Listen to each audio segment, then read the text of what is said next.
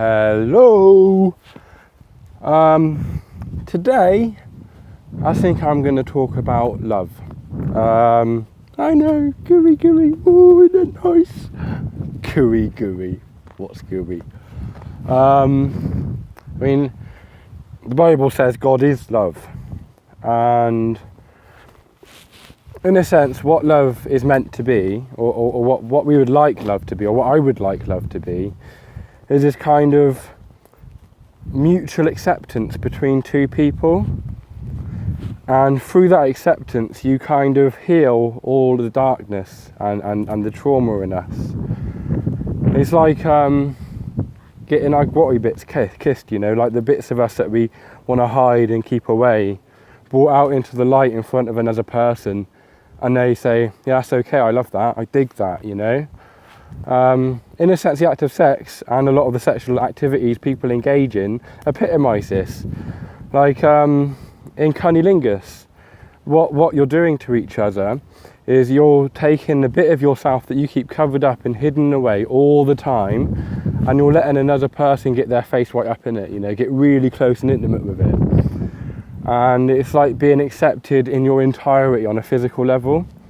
And so that's kind of what we're looking for in love, and it's what God, right, what this realization of oneness with God brings about, is a kind of self-love. You realize that you're okay, that it's all God and it's all beautiful and good, and of course that there are certain parts of this reality, that things that happen that I don't like, that the feeling of not liking arises if I want to be a bit more fakey and play the guru game. But even then, you may think that when you realise this love thing, that I should love everything, you know, I should accept everything. But what about my unacceptance of things? What about my unlove of things? That's coming from the same place. So you love and you accept that. It's often when you have a kind of enlightenment experience, you go through this wibbly wobbly stage, because you're still thinking in terms of good and evil, or good and bad, and right and wrong, and should I do this or shouldn't I do that? You're still looking over your shoulder.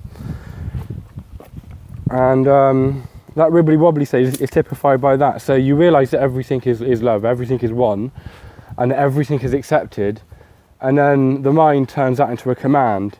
It says, so I should love, I should accept everything, I should be open, and you know, I shouldn't dislike sprouts and like certain forms of poo. I don't eat them all the time, but horse poo is actually pretty decent.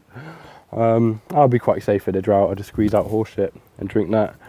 But it's like, no, this healing realization then works on all the levels, because it goes into process, and so you realize this thing on a level, and you see that it's good. You see, oh, it's so good to me, it's so good for me as well, and I should be this to other people.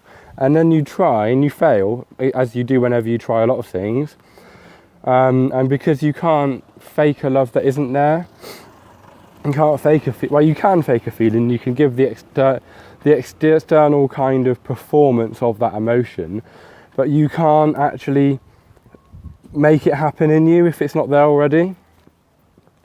And so what then happens is, when you realise this, and then you feel shit about yourself again, you're like, oh, I'm a right little fucker, why couldn't I have been better, why couldn't I have been good, why couldn't I have helped?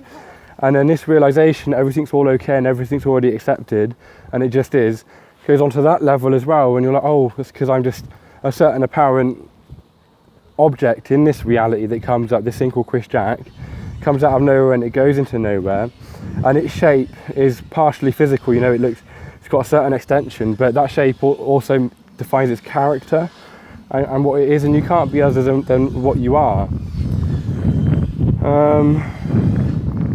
And so that this radical acceptance, it heals on that level. It just stops you from fighting with yourself anymore. Eventually, I mean, it still comes up. These thoughts will always recur sometimes, but you just see through them.